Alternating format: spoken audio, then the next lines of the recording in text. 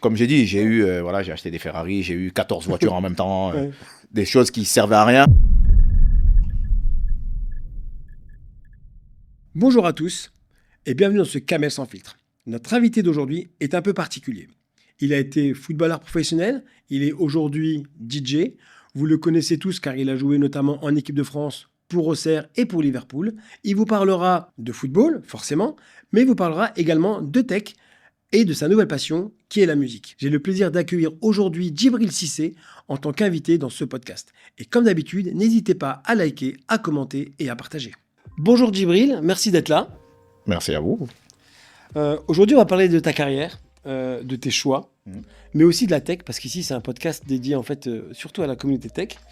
On va parler un petit peu d'intelligence artificielle et évidemment quelques questions un peu piquantes. Est-ce que tu es prêt? Toujours prêt. Toujours prêt. Toujours. Alors, on a une carte, c'est une Ouais. carte joker. D'accord. Sache que s'il y a une question, mais qu'une seule fois, Ok. tu peux l'utiliser et tu peux la sortir pour ne pas répondre. Bah, on va essayer de jouer le jeu et pas la sortir. Je vais essayer de ne pas te poser des questions sur Domenech ou... Non, bon, moi, Je peux. Pas de problème. Parfait. Donc Djibril, tout le monde te connaît en tant que footballeur. Je suppose que tu as fait que ça comme métier ou est-ce que tu as fait autre chose? Non, j'ai pas fait d'autres métiers parce que j'ai commencé tôt le foot. J'ai commencé jeune à 8-9 ans, comme tout le monde. Après, j'étais à l'école. Après, je suis parti à Nîmes à 11 ans, parce que je suis né à Arles, mais j'ai joué Ok. à Nîmes aussi un peu. Et je suis parti à Auxerre à 14 ans, donc un centre de formation. Et j'ai signé pro à 17 ans, donc non, j'ai pas eu. Je crois que ton père était aussi footballeur Ouais. international. Mon père était international Attends. ivoirien. Ok. Mon grand frère aussi, Abou, a joué avec Eric Cantona aussi, entre autres à Nîmes. Mon frère Séni a fait un peu de national, un peu de D2. Mon frère Ahmed aussi c'était un bon prospect, mais il a eu une grosse blessure qui l'a éloigné des terrains. Et voilà, c'est une famille de footballeurs, quoi. Et donc il y a eu du piston ou pas? Non, je suis arrivé Bah oui. bien après. Donc, Bien après. Mais non, quand je dis piston, je blague, mais effectivement, des fois dans ce milieu-là, j'ai entendu que de temps en temps, il y a un peu l'entourage qui aide, mais Oui, il y aussi. a des cas. Oui, il y a sûrement eu des gens qui ont fait que, de par leur nom ou de par leur relation avec, Ouais. avec des membres du staff, ils ont joué. Ouais, ça a dû arriver, sûrement. Et c'était toi le meilleur de ta famille, tu penses? Non, je pense que le plus Ah. fort, c'était Ahmed Jeune, Ok. c'était lui vraiment qui était destiné à avoir une grosse carrière, mais il a eu Et finalement, la c'était même toi. blessure que moi, mais à l'époque, c'était moins bien saigné. Ok, ouais, donc c'était le tibia. Ouais. Tibia où toi, effectivement, tu as eu une très grosse blessure. Ouais, deux, ouais. On s'en souvient tous. Ouais. Parce que moi, j'étais absolument fan Merci. et de l'équipe de France. Et quand j'ai vu le match en Chine, là, c'était en Chine. C'était à Saint-Etienne contre C'était contre la Chine. ouais. Et justement, comment tu as vécu ça le jour, enfin, quand tu as cette blessure-là, Mhm. tu te dis quoi? Moi, c'est plus, c'est pas le fait d'être blessé ou de rater Ouais. la Coupe du Monde, c'est c'est le moment où ça arrive. Ouais. C'est que moi, ça faisait 3 ou 4 ans que j'étais plus en sélection. J'ai fait tout ce qu'il fallait pour revenir. Même plus parce que je pense que j'allais partir titulaire sur cette oui. Coupe du Monde. Et du coup, voilà, au dernier carat, tu te blesses et tu regardes tes amis à la télé aller jusqu'en finale en plus. Oui. Donc, Tu aurais marqué le penalty que Trezeguet a on raté. sait pas. On pourra jamais savoir. David est un joueur extraordinaire il a pu à être présenté. Il a fait ce qu'il avait à faire dans sa carrière. Ça arrive, des pénaltys. Il y a des gardiens qui sont là pour nous empêcher de marquer. Et ouais, donc on saura jamais. Mais en tout cas, c'est vrai que ça a été plus le moment où ça arrive plutôt que Exact. de pas faire la Coupe du Monde. Ça fait partie du foot. Ça fait partie du foot. Tu as dit, tu as commencé très tôt, tu n'as pas eu d'autres métiers. Non. Là, aujourd'hui, tu en as d'autres, on en parlera peut-être rapidement après, notamment dans la musique. Est-ce que tu te souviens de ton premier salaire et qu'est-ce que tu en as fait? Ouais, à l'époque, j'étais au centre de formation, on touchait 500 francs. Ok.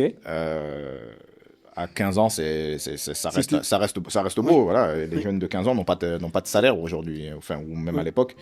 Et donc, je mettais une petite partie de côté. sur un plan d'épanouissement que voilà, Cool. Giroud nous faisait faire, et c'était une bonne chose. Et le reste, ça partait dans les bonbons, dans les gâteaux, dans le coca, dans les bêtises de tous les jours. Mais ouais, mon premier salaire, c'était ça, 500 francs C'est 500 francs par mois. Hein. par mois. Ouais. Justement, tu as tout de suite dit, j'ai mis de côté, j'ai épargné, et je sais que j'ai vu que tu étais un peu au niveau business, tu as quand même réussi un peu à t'en sortir, même si les salaires ne sont pas la même chose. Ouais. Tu as très vite investi. Est-ce que tu penses que c'est Giroud, je ne vais pas en revenir sur ce que tu as, mais est-ce que tu penses que c'est Giroud qui vous a inculqué cela, parce que tu dis souvent que c'est un peu comme un père spirituel, ton deuxième papa. Comment toi, est-ce que tu penses que c'est lui qui vous a aidé en fait à... Ouais, en grande partie, parce que j'aime bien, voilà, aussi, j'aime me faire plaisir, mais j'aime voilà, sécuriser les choses. J'ai fait des bêtises dans ma vie, je me suis fait plaisir, plus que plaisir, mais c'est vrai que le coach avait cette façon-là de nous diriger vers du sûr et vers la pierre. Il aimait beaucoup l'immobilier. Et justement, parce que moi, quand je te vois, moi je me suis renseigné un peu aussi, hein. Je me dis, t'es bling-bling, c'est pas que t'es bling, mais tu te sapes toujours bien, etc. T'aimes bien. Et donc je me dis, mais c'est plutôt l'esprit plus flambeur que de se dire, la personne là, en fait, elle a pas fait n'importe quoi de son argent, quoi. C'est quand même intéressant. Après, il y a les apparences. Ouais, exactement. Les apparences sont trompeuses de temps en temps. Comme j'ai dit, j'ai acheté des Ferrari, j'ai eu 14 voitures en même temps, des choses qui servaient à rien. Mais en tout cas, j'avais de la pierre, j'avais des murs, j'avais des assurances vie, j'avais de l'argent qui était placé aussi au cas où il se passe quelque chose. Mais c'est vrai que j'ai fait des choses qui étaient pas forcément nécessaires aussi. Mais finalement, c'est bien de le savoir. Et tu sais, des fois, tu peux acheter une Ferrari, mais elle vaudra plus cher quelques temps après. Ouais, non, je pense que même pas. Non, à 19 ans, 20 ans. À 19 ans, t'as pas besoin de ça. Exactement. C'était un délire d'époque. Voilà, j'avais 20 ans, j'ai 43 ans aujourd'hui. Je le déconseillerais fortement à mes enfants. Voilà, moi, je l'ai fait. Il faut vivre avec. Pour revenir au foot, donc tu as une riche équipe de France, Liverpool, les grands matchs. Si tu pouvais refaire une seule décision, s'il y a une chose que tu pouvais changer, ce serait quoi ? Une chose, c'est pas beaucoup. Hein. Non mais voilà. Il y a beaucoup dis-moi plein de choses alors. Peut-être, revenir sur la blessure de la Coupe du Monde. T'aurais pas joué ? T'aurais fait quoi ? On te dit tu vas te blesser ce moment-là.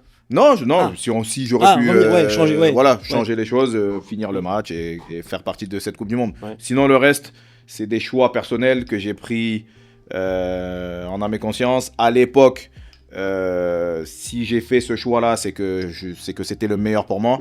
Après, avec le recul, partir de la Lazio, voilà, j'aurais dû peut-être finir la saison, mais j'aurais pas connu ce que j'ai connu à QPR. Donc voilà, c'est compliqué de changer les choses parce que j'ai vécu des belles choses après. Mais ouais, voilà, ça j'aurais aimé participer à cette Coupe du Monde. Et parmi tous les joueurs à qui tu as joué, alors fais attention à cette réponse. Lequel t'as le plus impressionné ? Zidane. Hein. Ah, c'est bien. Quand tu as joué avec Zizou, je vois pas qui tu peux. Oui, si tu as joué avec Cristiano ou Messi, mais j'ai pas joué avec. Donc, il était vraiment... Zidane, pas loin Thierry Henry. Steven Gerrard aussi, un peu en dessous. Xavi Alonso, mais je te parle de joueurs de classe mondiale. Donc, Zidane, parce qu'il n'a pas son égal pour moi. Parfait. Si tu as vu toutes ces technologies aujourd'hui, tu vois, on parle les data, l'IA, les GPS, tout ce genre de choses, est-ce que tu penses que tu aurais changé ta façon de jouer ? Ou est-ce que tu penses que tu aurais été meilleur, tu aurais prolongé ta carrière ? Ouais, forcément, parce qu'aujourd'hui, on peut savoir exactement à l'instant T comment ton corps réagit et à quel état de fatigue a ton corps. Donc forcément, tu fais les choses autrement. Quand tu vois que ton corps est un peu dans le rouge, tu l'écoutes, tu prends un peu plus de recul, donc tu évites les blessures et forcément tu as une longévité qui est plus grande. Je pense qu'aujourd'hui, oui, j'aurais joué peut-être un peu plus longtemps, j'aurais pu éviter quelques blessures et j'aurais eu un rendement meilleur vu que j'aurais joué plus de matchs. Donc tu as répondu à ma prochaine question partiellement. Donc tu sais, on parle beaucoup d'intelligence artificielle, tu vois, ChatGPT, etc., tout ce genre de choses. Je pense que tu l'utilises déjà même des fois un petit peu au quotidien. Mais en tant que joueur, ça t'aurait donc servi à progresser. Est-ce que c'est une chose, tu dis, mais non, moi, je suis plutôt un mec à l'instinct, ou je me dis, non, les technologies, ben, je l'aurais pris volontiers. Ben, je pense que les deux peuvent être associés. Il faut pas non plus être trop dépendant de la nouvelle technologie, enfin des technologies en général, parce qu'il faut que quand même l'humain reste humain et garde sa fonction d'humain. Mais il faut s'aider, il faut vivre avec son temps et il faut avoir aussi accès à des datas comme dans le football, comme dans d'autres sports, savoir combien de kilomètres tu as fait sur ce match-là, pourquoi pas, voilà, savoir où tes limites sont. Et je pense que associer les deux, je pense que c'est vital aujourd'hui. Ouais, pour rester compétitif. Exactement, être trop à l'ancienne. Ça, aujourd'hui, ça marchera pas. Et je pense que si on oublie le contact humain et l'amour qu'on doit se porter, on va pas y arriver. Si tu avais une technologie, tu dis un truc, tu dis cette technologie-là serait incroyable pour le foot. Un truc de dingue, ce serait quoi? De pouvoir changer de membre quand, par exemple, t'as un genou. Là, on parle de robot, quoi. Voilà, de robot. T'as un genou qui est défaillant, bam, tu le changes et on avance. Ouais, donc toi, finalement, la technologie, tu serais prêt à l'utiliser sans aucun ça problème. me permettrait de rejouer. Donc accélérer, allez. Là, tu rêverais de rejouer, par exemple. Tu dis voilà, tu sais, on parle beaucoup une technologie qui est intéressante, c'est sur la santé, où tu peux, alors, apparemment, tu pourrais rajeunir. Rajeunir, j'ai entendu ça. Allez-y. Vous mettez trop de temps, là. faut rejouer. Oui, non, après, j'aimerais bien rejouer, parce que j'ai encore cet esprit-là, mon état d'esprit de sportif, de joueur et de gars qui lâche rien, mais après, le corps, il réagit autrement que le cerveau. Maintenant, on va parler un peu des geeks et de la tech en général, mais dans le showbiz, toi, tu connais plein de monde, je connais des gens de foot, mais tu connais aussi dans le showbiz. Quelle est pour toi la personne la plus geek que tu connaisses? Tech, quelle une personne, tu dis, tiens, lui... Là, comme ça... T'en connais? Ou même des joueurs, hein? Je sais que Neymar était très jeux vidéo. Très jeux vidéo, très... Ouais. Non, comme ça, de tête, j'ai pas de... Et toi, tu joues aux jeux vidéo ou jamais? Rarement, un peu avec mon fils, un peu FIFA avec mon fils, où je prends des rousses d'ailleurs. Mais... Il prend quelle équipe? Lui, il fait son équipe All-Star, là. Il met tous les meilleurs joueurs, il les empile et moi je prends une équipe standard et je prends la dernière fois il m'a mis je crois un 15 ou 16, tu vois. Mais il est content, donc c'est bien. Et donc, est-ce que tu avais des mecs qui étaient plus branchés jeux vidéo au jouaient plus à FIFA qu'au foot en vrai, des coéquipiers à toi? Non, pas. Mais à l'époque, c'était pas trop ça. Il y avait GTA, il y a eu l'époque GTA, il y a eu l'époque... comment il s'appelle ce jeu-là? Il faisait quoi le jeu? Un jeu moderne, là. Ouais. Bref, je ne me rappelle plus le nom. Et ouais, non, j'ai eu des gamers, ouais. J'ai eu des gamers. Moi, j'étais pas trop là-dedans, j'étais plus musique et vraie vie sociale avec les gens. Ok. Par exemple, gamer, un joueur de foot qui était ultra gamer pour toi. Si tu pouvais te rappeler. Qui c'est qui jouait beaucoup? À Liverpool ou à Auxerre? Après, à l'époque, c'était pas aussi. Il y avait, je vous dis, il y avait l'époque FIFA, parce que FIFA, ça fait longtemps que c'est là. Mais je crois Flo, Sinama Pongol, il jouait un peu à la console. Ah, ça m'étonne pas. Maintenant, on va parler un peu des réseaux sociaux. Ouais. Alors, toi, t'es assez actif dans les réseaux sociaux. Ouais, j'aime bien. Et t'aimes bien, justement. Est-ce que des fois, tu te dis pas, t'en as marre un peu de cette pression où il faut tout le temps être là, toujours être visible, toujours commenter, ou tu te dis non, c'est naturel? Non, voilà. Non, parce que je le fais vraiment, à part quand, voilà, là j'ai un son qui sort vendredi, donc voilà, ça c'est un peu plus commercial, c'est un peu plus forcé, il faut le faire, mais en général, je poste quand j'ai envie, je poste ce que j'ai envie, il n'y a personne qui me force à rien faire, donc non, ça va. J'ai pas le souvenir d'un scandale, un truc que tu as tweeté que les gens n'ont pas aimé, parce que ça arrive, il y a des footballeurs qui ont eu ça. Toi, t'as pas eu sur des prises de position? Tout début, ouais, j'ai eu, quand je maîtrisais pas encore et je Tu ferais pas un truc à la Serge Aurier, quoi. Non, ça je ferais pas. Mais à l'époque, je maîtrisais pas la puissance des réseaux et je m'étais pris la gueule avec un supporter de la Lazio. Je l'avais insulté un peu. Mais je le ferai plus maintenant parce que ça va vite. Justement, sur les joueurs d'aujourd'hui, est-ce que tu penses que ils doivent plus bosser des fois leur image que leur jeu? Non, parce que la vérité, ça reste ce qui se passe sur le terrain. L'image, c'est en plus, c'est très important aujourd'hui parce qu'il y a beaucoup d'argent en dehors aussi sur les contrats d'image et les sponsoring. Mais en tout cas, c'est ce que je pense. La vraie valeur d'un joueur, c'est ce qui se passe sur le terrain et pas en dehors. Si une IA pouvait gérer ton compte, tes messages, etc., calmer tous les haters s'il y en a, etc., tu l'utiliserais ou tu préférerais rester le seul maître à bord? Parce que tu kiffes ça. Non, je pense que je resterai celui qui gère ça. Et maintenant, j'ai appris à plus rentrer dans le jeu de ceux qui cherchent du buzz. Parce qu'en général, ils t'insultent, c'est pour avoir une réponse, pour faire une capture et pour dire regardez, il m'a parlé ou truc. Donc c'est juste ça, j'ai appris ça maintenant. Et je pense que j'arrive, je me débrouille bien. Effectivement, j'ai regardé un petit peu, t'as pas trop de casseroles. T'en as aucune même. Si, j'en ai pas vu en tout cas. S'il y en a, j'aimerais bien que tu nous envoies. Il y en a, mais bon, c'est géré. Maintenant, on va parler un peu du futur. Tu as parlé tout à l'heure de la bionique, etc.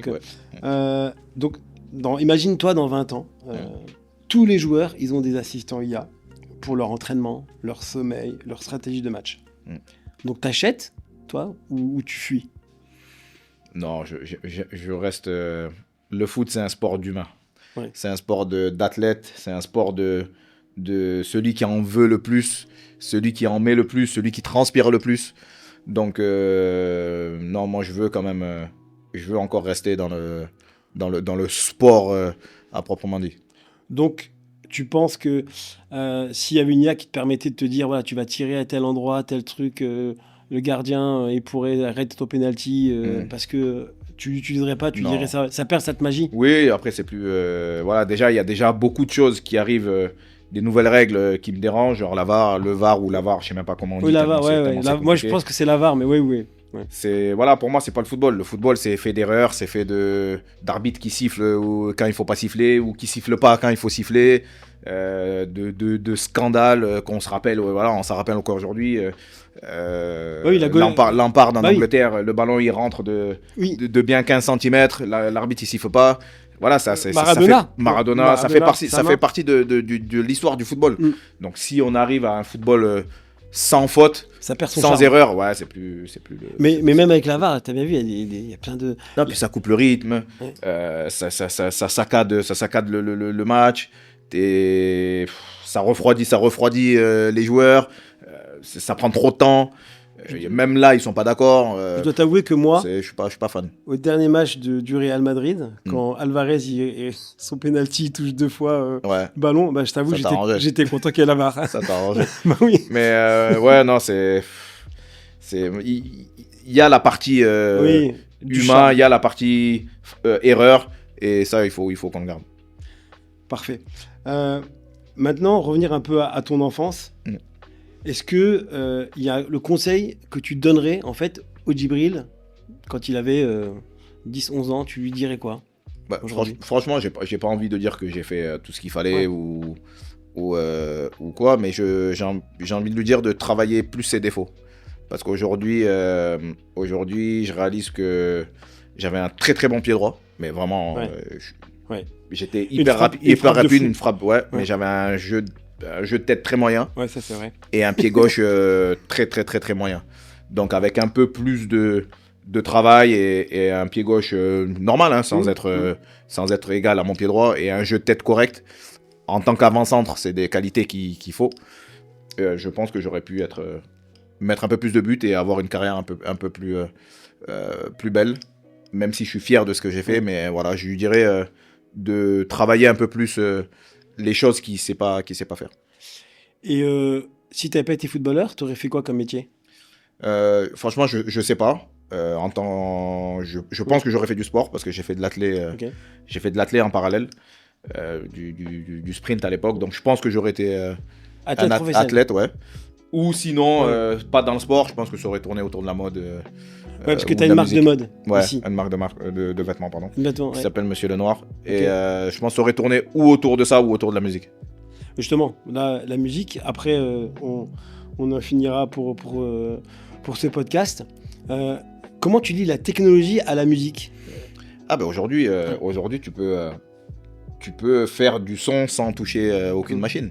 Tu peux dire à une IA, fais-moi un son type David Guetta, One Love Takeover, et il va te faire le son. Ouais. Fais-moi un son type Black Eyed Peas, I Got a Feeling, il va te faire le son. Et justement, l'IA, tu penses pas qu'elle fait perdre cette créativité? Ouais, bah c'est encore une fois un danger pour l'humain parce que les producteurs vont forcément en payer le prix et ça va être une ouverture limite à des gens qui sont pas forcément passionnés ou pas forcément connaisseurs de musique et qui vont juste vouloir faire de l'argent et sortir des trucs. Donc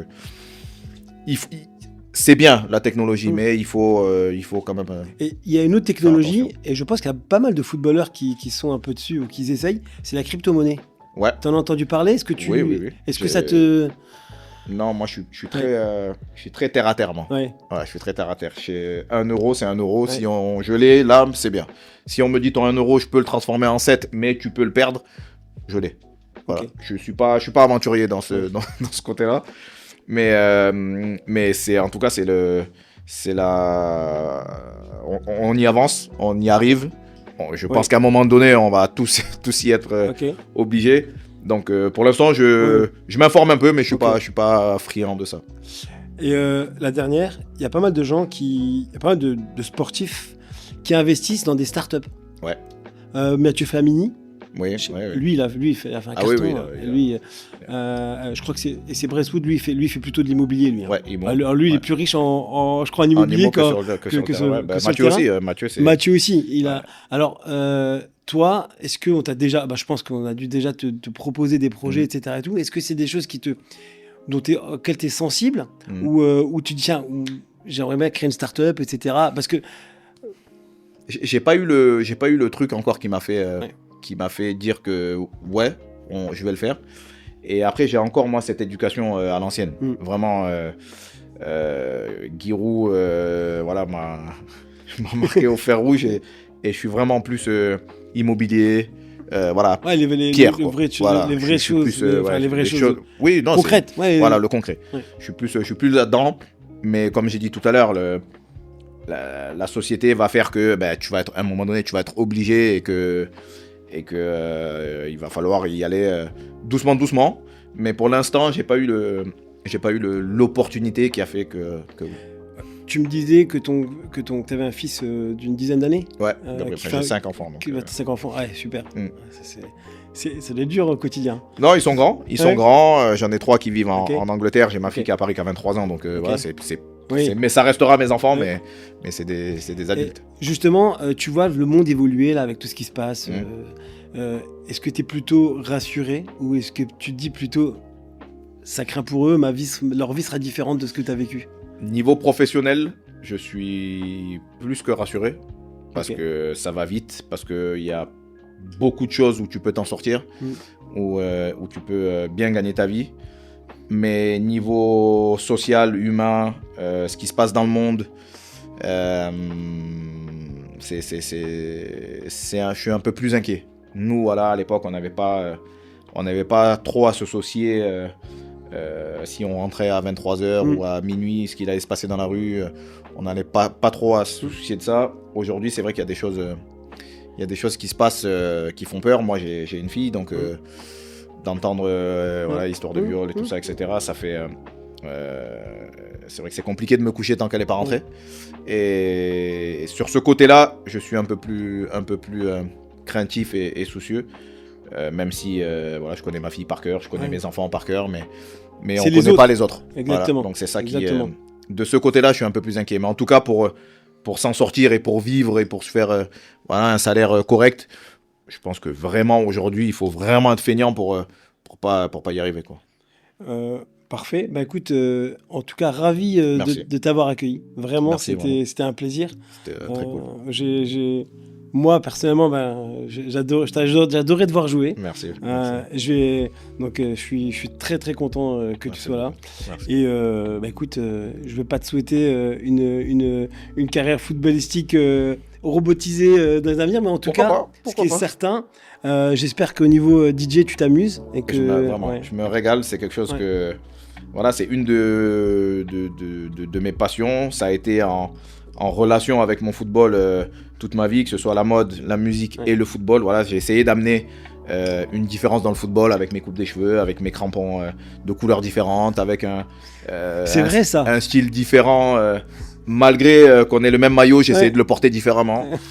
La musique, ben voilà, je pouvais pas préparer un match sans ma musique, sinon j'étais vraiment pas dans mon truc.